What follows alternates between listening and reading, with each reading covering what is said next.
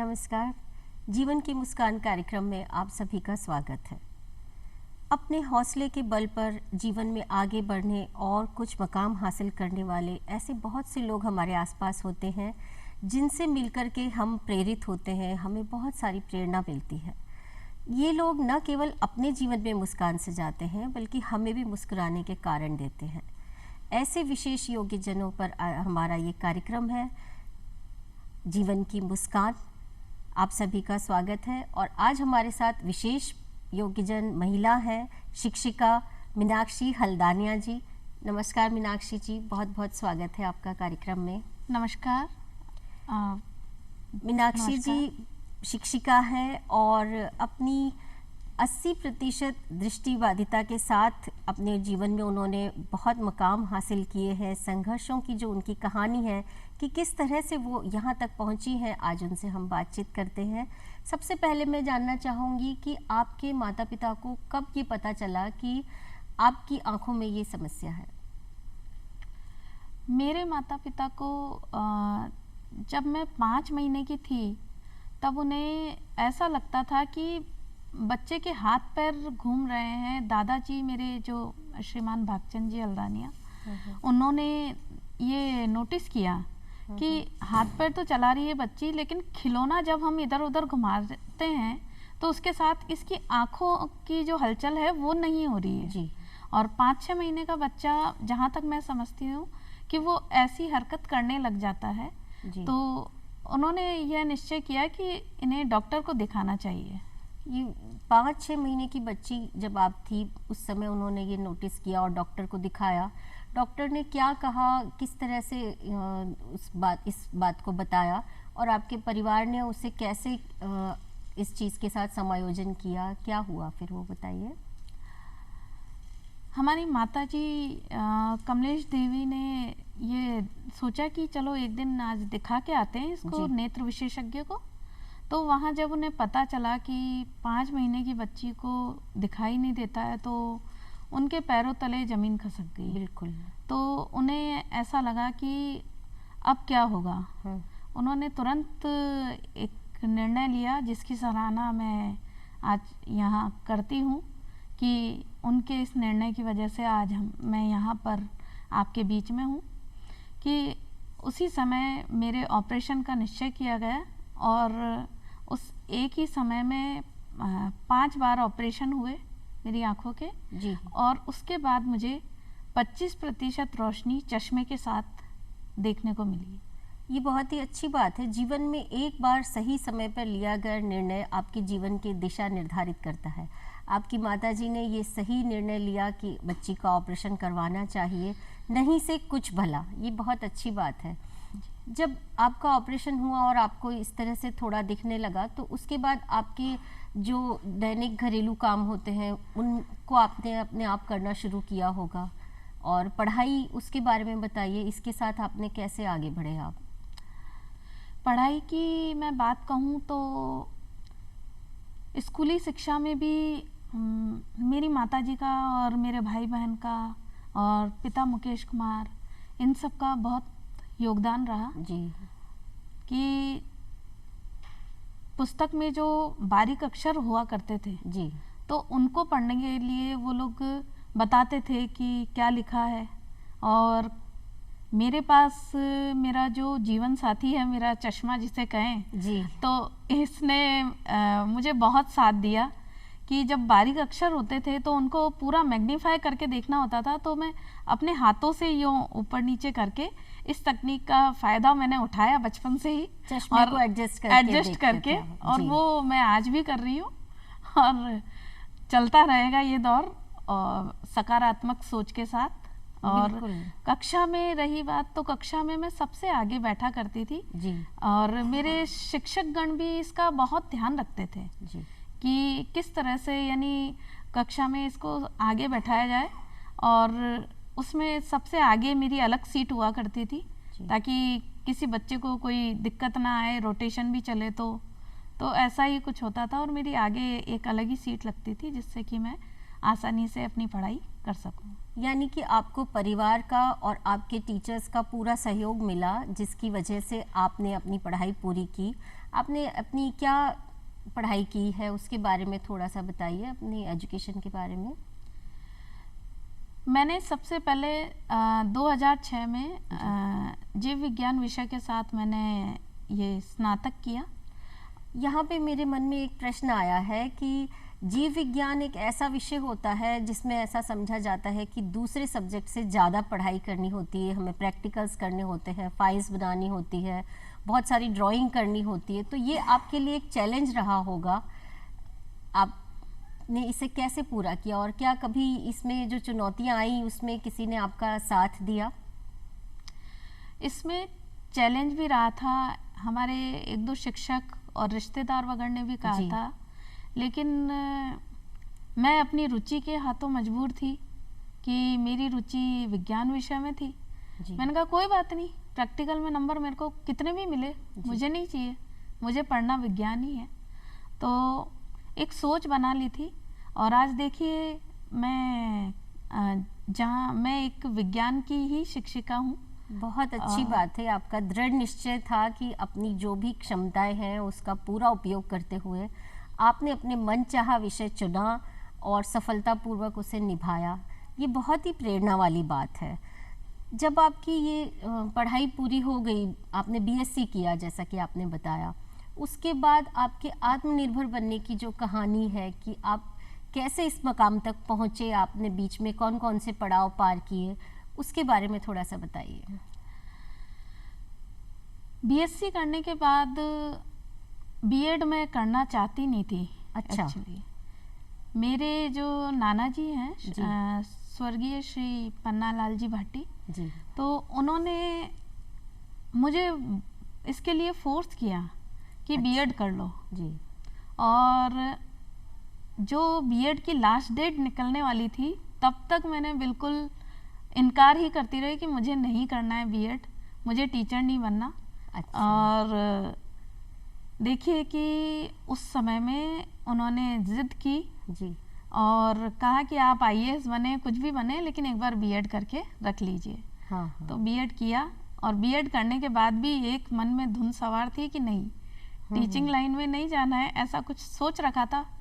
लेकिन ऐसा नहीं है टीचिंग लाइन बेकार है, ऐसी सोच नहीं है मेरी, रुचि की बात है। तो फिर बाद में मैंने कहा अपन टीचिंग लाइन के अलावा अपन बैंक में जाएंगे। अच्छा। और ऐसे बैंक में जाने से पहले फिर भी मैंने ये शिक्षा के क्षेत्र को आजमाया। हाँ, हाँ। राजस्थान के सर्व शिक्षा अभियान में कस्तूरबा गांधी आवासीय विद्यालय भीलवाड़ा में मैंने संविदा पे कार्य किया। अच्छा। उसके बाद में 2010 में शादी हो गई। शादी होने के बाद में यहाँ के एसके कॉलेज में मैंने पढ़ाया भी, और वहाँ पे पढ़ाने के बाद में फिर मन में एक उमंग जगी कि ये मैं क्या कर रही हूँ। हाँ, हाँ। अपने आप को अंदर से जगाया कि ऐसे नहीं जीना है। हाँ, हाँ। और मुझे आगे बढ़ना है। इसके लिए फिर उस कॉलेज से मैंने त्याग पत्र दिया। जी। त्याग पत्र देके फिर कहा तैयारी में जुट गए और 2 महीने के अंदर मेरा बैंक में, इंडियन ओवरसीज बैंक में चयन हो गया क्लर्क के पद पर। ये आपके एक डिफरेंट था आपकी फील्ड की, आप टीचर नहीं बनना चाहती थी, वो उस दिशा में आपका एक प्रोग्रेसिव कदम था कि आपने बैंक का जॉब हासिल किया। जी बिल्कुल, मेरे लिए यह एक उन्नति का कदम था। हाँ। और मैं खुश थी कि हाँ, नाना जी ने कहा है ठीक है, उसको भी पूरा करेंगे, लेकिन पहले एक बार बैंक में, क्योंकि मेरे फादर खुद बैंक में हैं। हाँ जी। बैंक में थे, अब रिटायर हो चुके, यूनियन बैंक ऑफ इंडिया में, तो वो उसमें रहे। तो मुझे उन्हीं से प्रेरणा रहती थी कि क्यों ना बैंक में जाया जाए। इसलिए पिता के नक्शे कदम पे चलने की एक छोटी सी कोशिश की थी। और उसके बाद में मेरे सुपुत्र के होने के बाद लगा, सन 2012 में मुझे मातृत्व सुख प्राप्त हुआ। हाँ जी। तब लगा कि क्यों न मैं मुझे अपने बच्चे को देखते हुए शिक्षा के क्षेत्र में जाना चाहिए और इसीलिए तैयारी करते रहे और शिक्षा के क्षेत्र में केंद्रीय विद्यालय संगठन में अप्रैल 2015 में मेरा चयन हो गया। बहुत अच्छी बात है, आपने अपने संघर्ष की कहानी बताई है। इसी बीच जो आपके पड़ाव थे कि आपने इंडियन बैंक में भी जॉब किया और आपकी शादी भी हुई, शादी और आपके पारिवारिक जीवन जो है, आपके 2 बच्चे हैं जैसा कि आपने बताया, इन सब को मैनेज करने में आपको चुनौतियां और सहयोग जो मिले उनके बारे में थोड़ा सा हमें बताइए। जी, मेरा विवाह जो हुआ था वो अलवर में, जो हमारे पाचूराम जी हमारे ससुर जी है और वहाँ हरसोरा ग्राम में हुआ था। और गांव में शहर के तुलना में ज़्यादा चुनौतियां देखने को मिलती है जी। तो मेरे पति श्रीमान विनोद कुमार जी ने काफ़ी सहयोग प्रदान किया कि यह रास्ता थोड़ा टेढ़ा मेढ़ा है, यहाँ ये दिक्कत है, और परिवार के कई लोगों ने भी साथ दिया। और जब मैं मेरे निजी जीवन की बात करूं, मेरे बच्चों ने भी मुझे बहुत सहयोग प्रदान किया है। बच्चों ने मुझे जैसा कुछ ढूंढ कर देना हो, कुछ एक्सपायरी डेट किसी पैकेट पे देखना हो, तो हार्दिक कुमार और रक्षिता दोनों बच्चों ने मुझे बहुत साथ दिया। मेरी बेटी अभी 5 साल की है लेकिन वो भी काफ़ी एक्टिव है। एक बात मैं आपसे पूछना चाहती थी कि जब आपके मातृत्व आपको लगा कि होने वाले हैं बच्चे, उस समय आपको मन में कहीं ऐसा था कि जैसे मैं परेशान रही हूँ बचपन में, ऐसा कुछ मेरे बच्चों के साथ, कुछ ऐसा आपको अंदेशा लगता था, कुछ डर लगता था? जी बिल्कुल, आपने मेरे मन की बात पूछ ली। तो डर लगता था जी। बेटा जब हुआ तो डॉक्टर से मैंने ये नहीं पूछा कि क्या हुआ है, मैंने ये कहा कि आप मुझे ये बता दो कि मेरी संतान सही सलामत तो है ना, बस। और बेटी के समय भी मैंने यही कहा कि बस मेरी संतान सही सलामत तो है ना, तो उन्होंने कहा बिल्कुल सही सलामत है। बस यही चिंता थी जो कि हर दिव्यांग को रहती है। हाँ, मैं देख रही हूँ इस समय भी आप भावुक हो गई हैं इस बात को, और मुझे भी बहुत भावुकता महसूस हो रही है। वाकई में जो दुख हम झेलते हैं, जिन संघर्षों से हम गुजरते हैं, हमें हमेशा लगता है कि हमारे बच्चों को उस दुख से और उस संघर्ष से सामना ना करना पड़े। जी, बहुत ही अच्छी बात है। अभी आपके बच्चे आपके सहयोगी हैं, दाएं बाएं हाथ बने हुए हैं, आपकी दृष्टि बने हुए हैं। जीवन में इसी तरह से हमें परिवार का सहयोग चाहिए होता है, तभी हम आगे बढ़ पाते हैं। आप यहाँ तक पहुँचे हैं, आपने अपनी इस जीवन यात्रा को हमसे साझा किया है। कुछ ऐसे आपके अनुभव जो हमसे साझा करना चाहें, जो वर्क प्लेस पे आपको चुनौतियाँ मिली हो? वर्क प्लेस पे चुनौती की बात कहूँ तो काफ़ी चुनौतियाँ होती है। वो तो सामान्य इंसान के लिए भी होती है जी। वो तो इंसान क्या है, समस्त जीव जगत के लिए भी है जी। सबको सब कुछ नहीं मिलता, पहली बात। दूसरी बात ये कि आप देखिएगा कि जो जीव जगत है और जो सांप वगैरह हैं जी, उनको भी सुनाई नहीं देता है, लेकिन वो भी तो सकारात्मक सोच के साथ जी रहे हैं जी। तो हम इंसान हैं, हम तो बोल भी पाते हैं, तो हमें भी तो सकारात्मक सोच के साथ जीना ही चाहिए। बहुत अच्छी बात है, सकारात्मक सोच के साथ जीना चाहिए। और आपने अपने जो शौक बताए थे, अपने उसके बारे में थोड़ा सा हमें विस्तार से बताइए कि आप पढ़ने और शिक्षण के अलावा और क्या क्या करते हैं? मुझे कहने को तो वो बड़ी हास्यास्पद बात होगी कि दृष्टि बाधित है, लेकिन फिर भी पढ़ने का शौक है जी। और फिर भी लिखने का शौक है। क्या लिखते हैं आप? और गाने का शौक है। तो लिखने का शौक की बात कहूँ तो कविता, आलेख ये कई पत्रिकाओं में आते भी हैं। तो कविता का जिक्र किया है आपने, तो क्यों ना आपसे आपकी कोई कविता सुन ली जाए? जी बिल्कुल। हाँ, ये कविता मैंने अपने कॉलेज के समय में लिखी थी जी। तो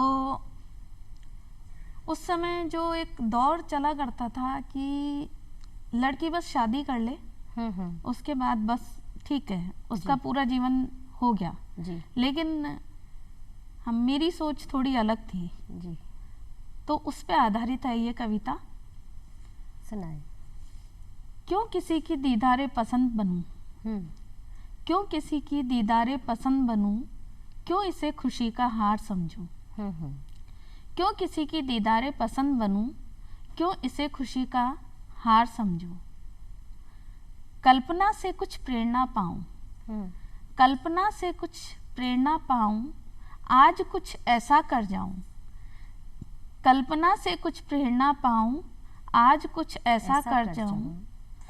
जीवन की एक उड़ान बनूं, क्यों किसी की दीदारे पसंद बनूं, क्यों इसे खुशी का हार समझूं। बहुत बढ़िया पंक्तियां।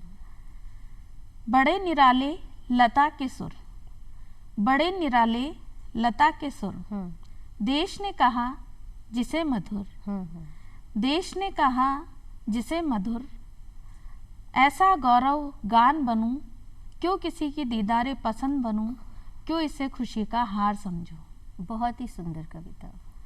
वीर बहादुर किरण वेदी, वीर बहादुर किरण वेदी, समर्पित जिसने जवानी कर दी, समर्पित जिसने जवानी कर दी, आज ही ऐसी शान बनूं, क्यों किसी की दीदारे पसंद बनूं, क्यों इसे खुशी का हार समझूं, क्यों किसी की दीदारे पसंद बनूं, क्यों इसे खुशी का हार समझूं। और यह मैं दिव्यांग महिलाओं के लिए ही नहीं कह रही हूँ, यह आम और खास महिला के लिए भी कह रही हूँ कि यही सोच अपना कर आप सदैव आगे बढ़ें। बहुत अच्छी बात है कि सबसे पहले आप अपना सम्मान करें, अपनी प्रतिभा को पहचानें, उसके बाद दूसरी विषय के बारे में सोचें, किसी और के बारे में सोचें।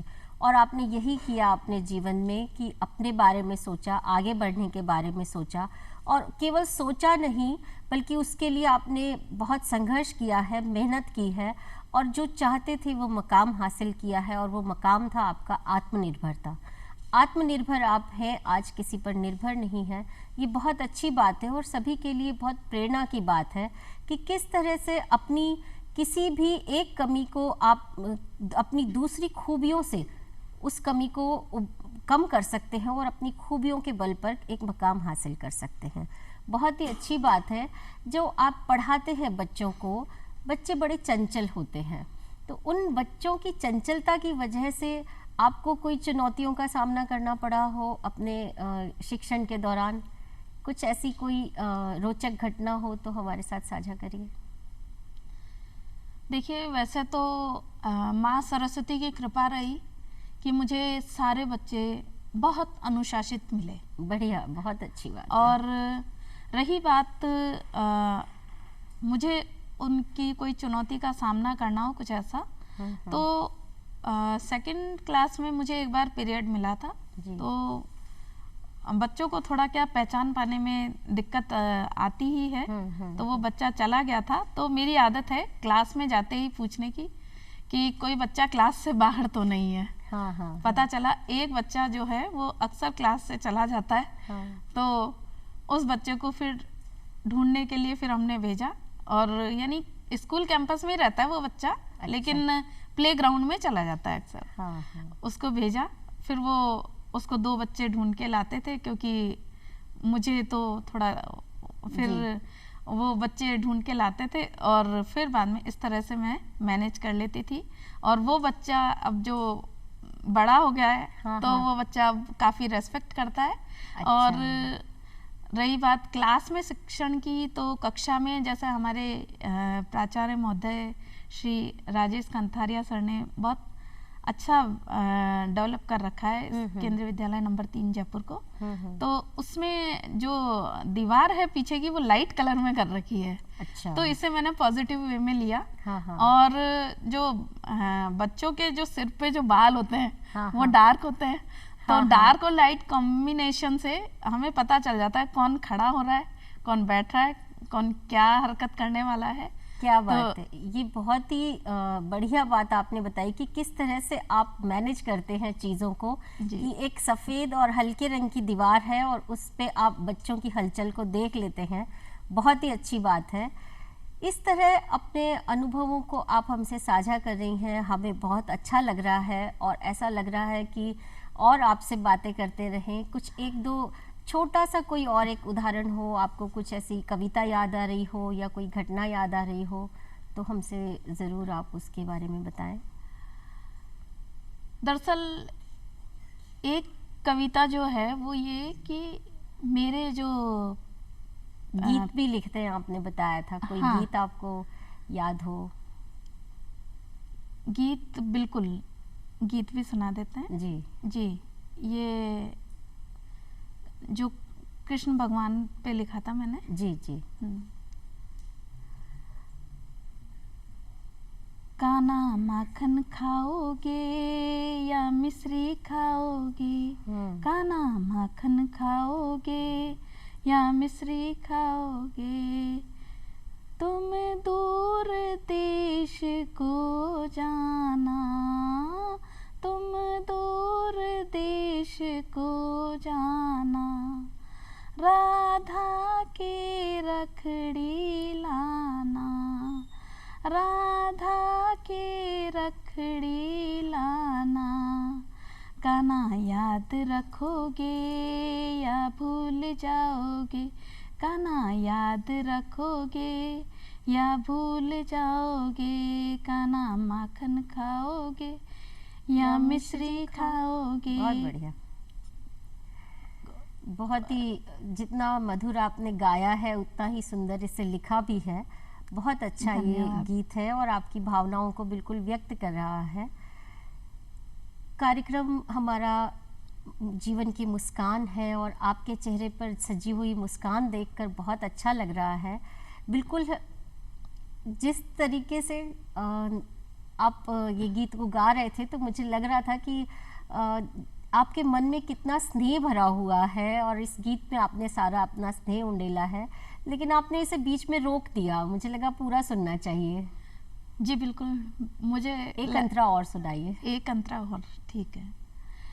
काना माखन खाओगे या मिश्री खाओगे, काना माखन खाओगे या मिश्री खाओगे, तुम दूर देश को जाना, राधा के कुंडल लाना, तुम दूर देश को जाना, राधा के नथली लाना, काना याद रखोगे या भूल जाओगे, काना याद रखोगे या भूल जाओगे, काना माखन खाओगे या मिश्री खाओगे, तुम दूर देश को जाना, राधा के हरवा लाना, तुम दूर देश को जाना,